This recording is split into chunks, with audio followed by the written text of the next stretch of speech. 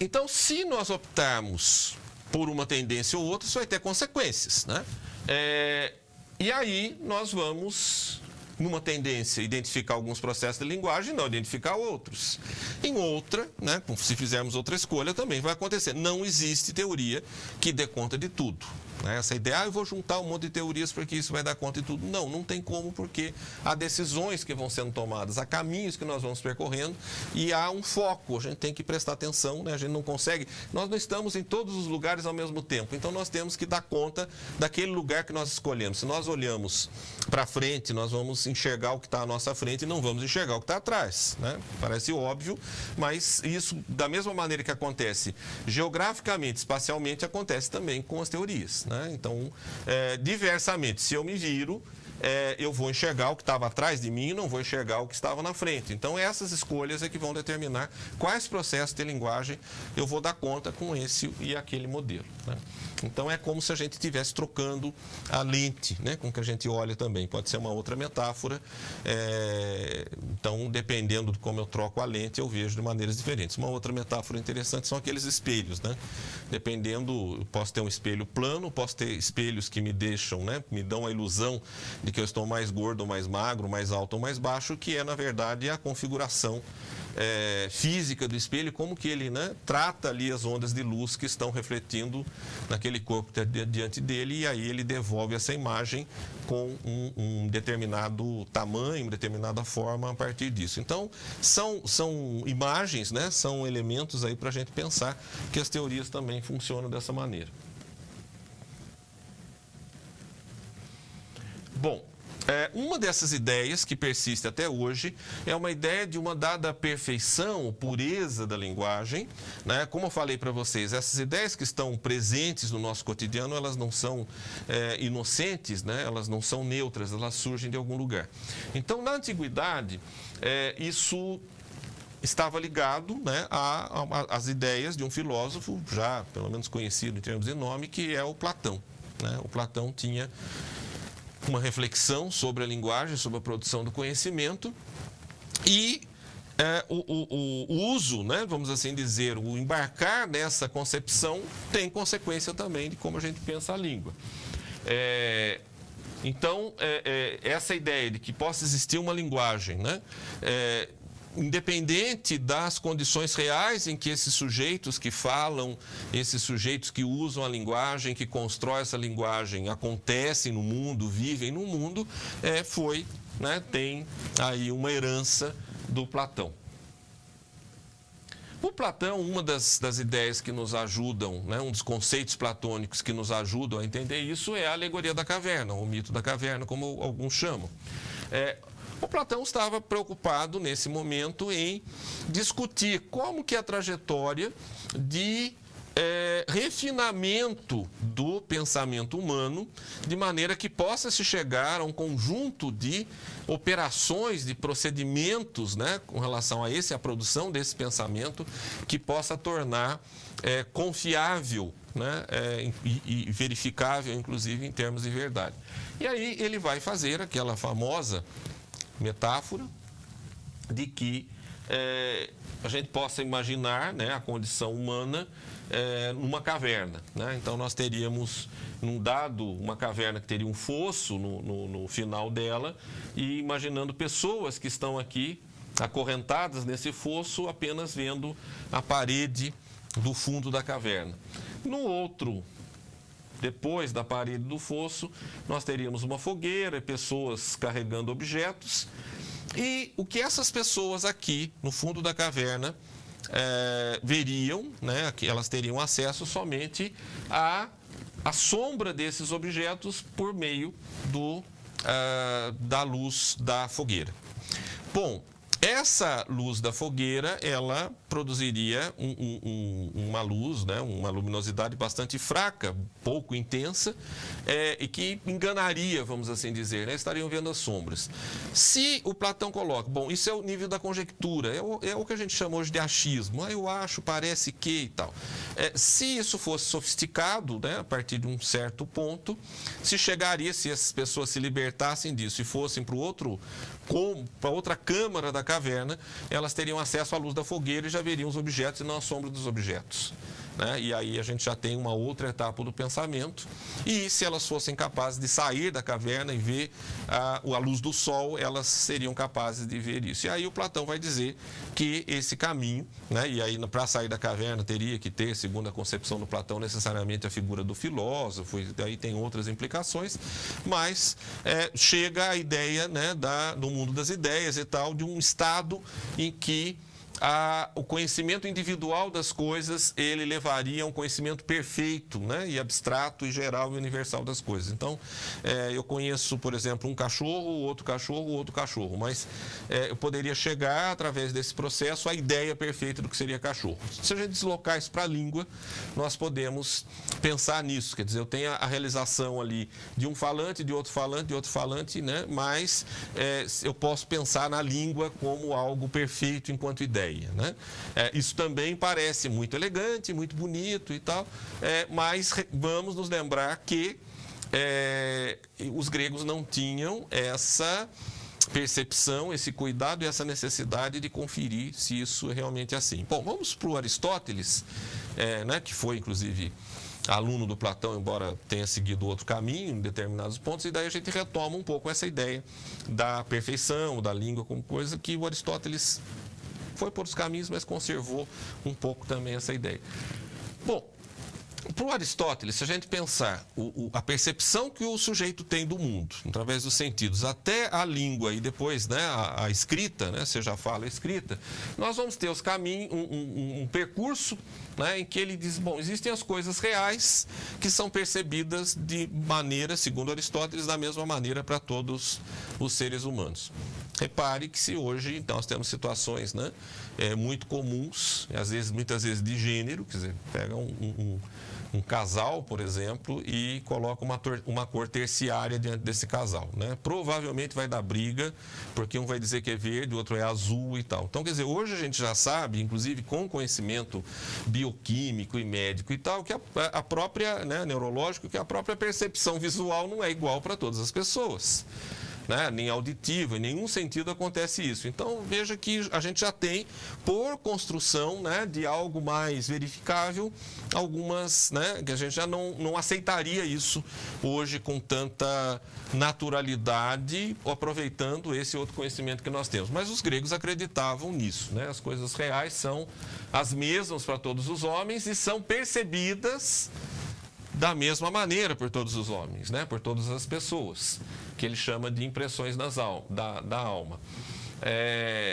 E aí entra o velho problema, quer dizer, essa percepção já seria uma aparência das coisas e não as coisas. Aí nós temos um pouquinho do Platão aqui no pensamento do Aristóteles. E aí a fala, né, que seria diferente de uma pessoa para outra, elas representariam as impressões da alma e depois a escrita representaria a fala. Qual que é o problema com isso? Quer dizer, eu coloquei a questão da percepção, mas tem um outro problema com relação à língua. A língua, né, existem línguas, inclusive dezenas de milhares de línguas, quer dizer, alguns milhares de línguas que só tem fala, não tem escrita. Não precisa existir escrita para que seja língua, embora algumas línguas tenham desenvolvido escrita. Se nós pensarmos nessa característica necessária para a língua existir, que é a fala, né, para as línguas naturais, não língua de sinais, nós vamos perceber o seguinte: a quantidade de movimentos musculares e orgânicos que nós temos que fazer para que um dado som se produza são irrepetíveis. O número de variáveis é astronômico, né? Então nós jamais vamos conseguir repetir exatamente aquele tônus muscular, aquela velocidade, aquela pressão do ar necessária, aquele ângulo de incidência, aquele conjunto de ondas sonoras empilhadas, né? Existem vogais, por exemplo, que tem 8 ondas sonoras, 8, né, ondulações convivendo ali numa mesma produção. Nós jamais vamos conseguir fazer isso. Ora, qual que é a consequência prática disso? As línguas mudam para uma condição fisiológica. Nós não conseguimos fazer exatamente o mesmo movimento fisiológico que é necessário para produzir o som, né? Hoje nós temos um conhecimento fisiológico, físico, né? E aí, consequentemente, também sobre a natureza das línguas, que vai dizer para nós o seguinte: não sei se é bom ou ruim que a língua mude ou não mude, ou não devesse mudar. Na verdade, de fato, né, na realidade, elas mudam, né? A gente gosta ou não, elas mudam. Então, essa ideia, né, do Platão, que pode existir uma ideia perfeita e tal, com relação à língua, não vou, obviamente, entrar em aspectos de outras áreas, mas com relação à língua, ela pode ser uma ideia bonita, talvez, para alguns, mas ela não corresponde a como realmente a língua acontece. No entanto, nós muitas vezes vamos repetindo essa ideia, ou ideias como essas, né? E tentando usar essa ideia para explicar determinados processos, né? Então, quando tem uma mudança numa língua, seja de um falante ou seja de uma sociedade, muitas vezes nós recorremos a dizer: não, mas isso é um problema e tal. Pode não ser problema nenhum, pode ser simplesmente uma consequência num espaço de tempo maior da natureza inescapável, né, incontornável, de que as línguas mudam, né? Isso então veja como usar conceitos diferentes, ter compreensões diferentes da linguagem afeta as explicações que a gente dá e o que a gente vai fazer com isso, né, para lidar com a linguagem. Bom, os estoicos, que foram, né, os que criaram propriamente a gramática, eles vão reformular, eles vão tentar resolver um pouco isso. E vão dizer assim: não, essa transição das impressões para a fala, ela tem um conceito, né? A fala representa o conceito, mas isso também vocês vão ver no decorrer da disciplina, né? Mas está dentro desse mesmo campo, né? Desse mesmo conjunto de problemas que a gente está discutindo aqui. Quer dizer, cada ideia, cada conceito de linguagem, ele se propõe a determinadas coisas e dá conta de umas e não dá conta de outras, né? Quando a gente sabe o que está envolvido, aí a gente tem como se posicionar. Bom, e aí, né, pensando, né, que eu falei do senso comum e tal, essas pretensas obviedades, né, essas supostas obviedades, como é que a gente começa a desconstruí-las? Como é que a gente começa a pensar sobre elas para verificar? Não existe problema nenhum em que a gente levante hipóteses sobre a linguagem ou sobre qualquer outra coisa. O que a nossa tradição, né, mais ou menos aí 500, 600, 700 anos desse momento científico que nós estamos, pouco em transição já, mas, né, que se mantém algumas características principais, não tem problema nenhum em nós levantarmos hipóteses, mas nós aprendemos, e cada vez melhor nós aprendemos isso, a testar essas hipóteses, né? A desconfiar até certo ponto dessas hipóteses e não tomá-las previamente como certezas pré-estabelecidas. E aí, ao testá-las, ao colocá-las em comparação, esse teste pode ser muitas vezes empírico, né? Como no caso, por exemplo, do som, que eu falei para vocês, mas também pode ser, né, uma verificação social, cultural, histórica. Eu posso verificar se aquele fenômeno se mantém em todos os contextos parecidos ou diferentes e tal. E aí eu vou dizer: se confirma? Ótimo, então aqui essa hipótese vai ficando mais forte. Até um ponto em que eu possa dizer: não, isso aqui eu já consigo, com um conjunto de hipóteses entrelaçadas, ter um conceito, né? É claro que, na nossa perspectiva de formação de vocês, nós não estamos formando cientistas, linguistas, gramáticos e tal, mas pessoas que tenham a suficiente condição de refletir sobre quem produz modelos de descrição, porque as teorias não são nada mais do que isso, modelos de descrição de práticas, de coisas que as pessoas vivem, mas que vocês sejam capazes de olhar para isso não simplesmente como consumidores passivos dessas teorias, mas como pessoas que sabem lidar, né, que sabem o que está envolvido. Bom, então vamos pensar numa quebra de obviedade, né? Uma das concepções que ainda estão muito em voga, né, elas acontecem, que tem a ver com essa questão do Aristóteles e dos estoicos aqui, é a questão de pensar que a linguagem, ela é somente expressão do pensamento. Então eu penso e aí a linguagem automaticamente reflete aquilo que eu estou pensando, né?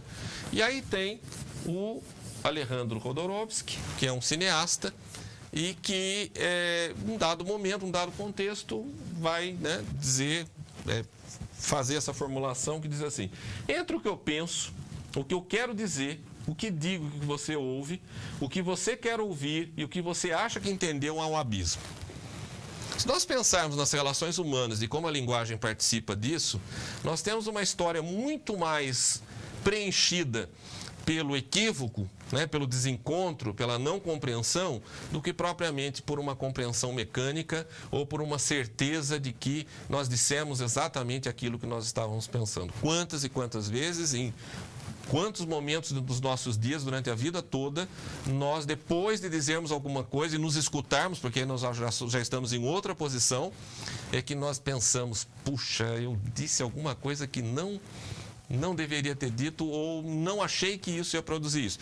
Pode ser uma situação inocente, simplesmente engraçada, de repente dizer alguma coisa que não se pretendia ser maliciosa e acaba sendo, as pessoas riem, mas também pode muitas vezes abalar inevitavelmente, né, irreversivelmente um relacionamento importante, né? E repare, esses processos que são extremamente comuns, extremamente impactantes na vida humana, eles passam longe do nosso trabalho na educação básica, muitas vezes com a linguagem, né? Quer dizer, a gente não tem ferramentas para explicar isso porque nós estamos apostando naquela língua ideal, separada do falante, só na estrutura, nessa coisa toda, né? Enquanto existem teorias, existem modelos que lidam, que tentam pensar essa questão. Então, o que o Alejandro Jodorowsky está dizendo aqui, né, que ele está colocando, é exatamente essas mediações, né? Claro, nós pensamos, nós sentimos as coisas, mas entre o que nós pensamos, sentimos e dizemos, há mediações, né? E muitas vezes a maneira como eu sinto não é a maneira como o outro sente, a maneira como eu descrevo o que eu sinto, o que eu penso, não é como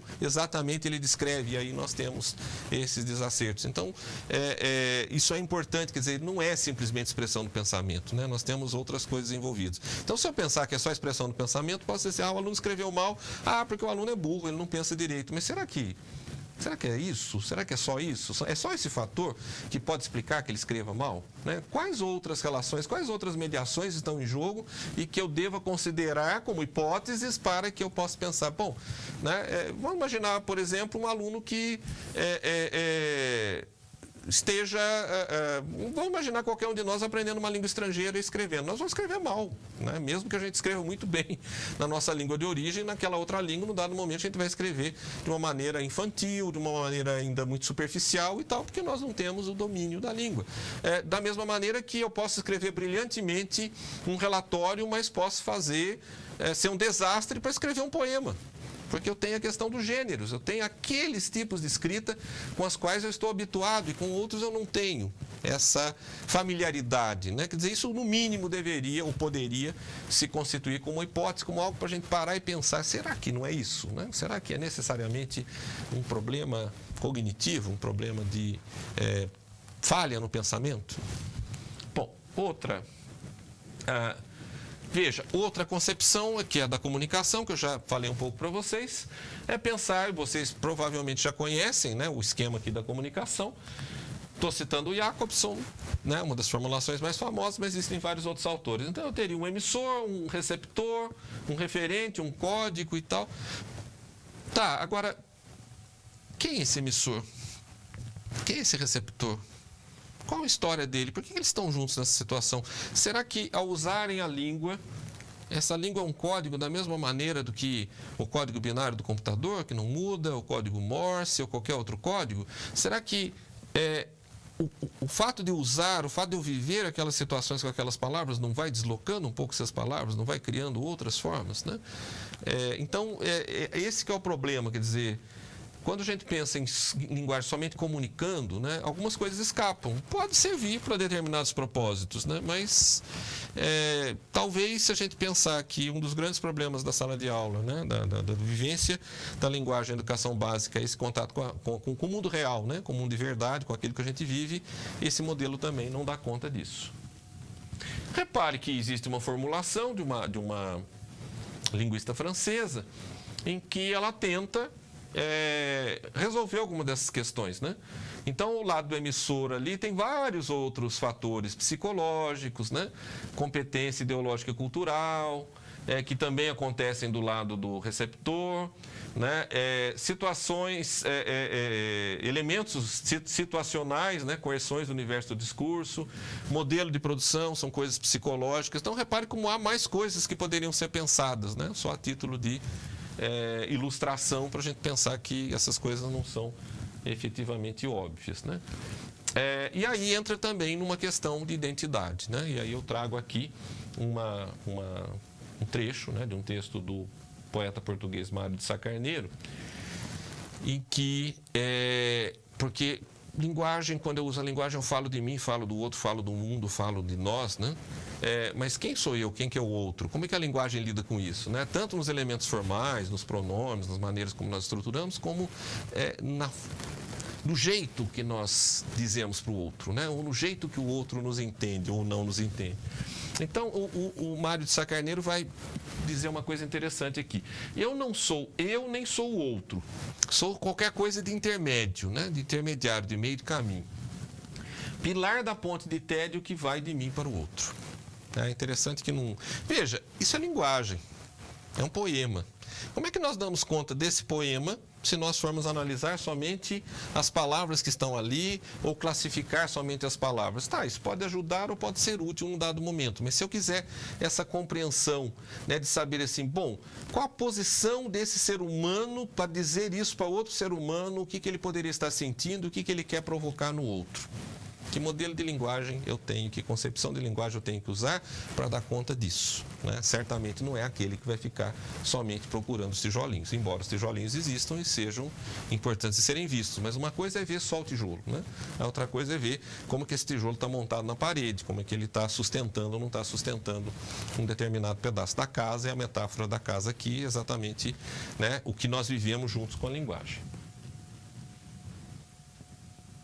E aí, para terminar, né, uma última provocação para vocês refletirem, né, e que vai continuar durante a disciplina, e pretendo que possa a disciplina contribuir para enriquecer, né, para ancorar conceitos que vocês vão ter nas disciplinas específicas. Existe um escritor argentino, que é o Jorge Luiz Borges, e ele tem um conto que se chama A Escrita do Deus. E tem um trecho que ele vai, o personagem principal lá, que é um sacerdote de uma civilização pré-colombiana, ele está procurando uma linguagem escondida, né? Não vou me alongar muito, e ele diz o seguinte: considerei ainda que nas linguagens humanas não há proposição que não implique o universo inteiro. Dizer o tigre é dizer os tigres que o engendraram, os cervos e tartarugas que devorou, o pasto que se alimentaram os cervos, a terra que foi mãe do pasto, o céu que deu luz à terra. Então, isso dá, embora esteja no âmbito literário, isso dá à palavra uma outra dimensão, que é a questão histórica, né, a questão cultural. Quer dizer, quando eu digo uma palavra, aquela palavra não está solta. Que modelo, que concepção de linguagem vai responder a isso? Vai me permitir ter uma lente com a qual eu possa realmente enxergar toda essa história, essa cultura e esse processo que acontece na palavra ou na relação de uma palavra com a outra, né? Isso é fundamental para nós, como falantes, como ouvintes, como leitores, como autores de textos, né? Como pessoas que conversam de alguma maneira, dialogam por meio da linguagem, e ainda mais importante, pensando num professor, né, saindo num curso de formação de professores que vai lidar com isso dentro de um processo de ensino-aprendizagem nas salas de aula da educação básica. Então, sejam, né, bem-vindos à disciplina. Espero que essas reflexões possam constituir o início aí de uma construção, uma reconstrução de conceitos, né, que dê a vocês mais autonomia de pensar, de ter à disposição procedimentos, ferramentas, maneiras de ver que permitam que vocês enxerguem, né, e construam outros pedaços da realidade e da linguagem. Obrigado.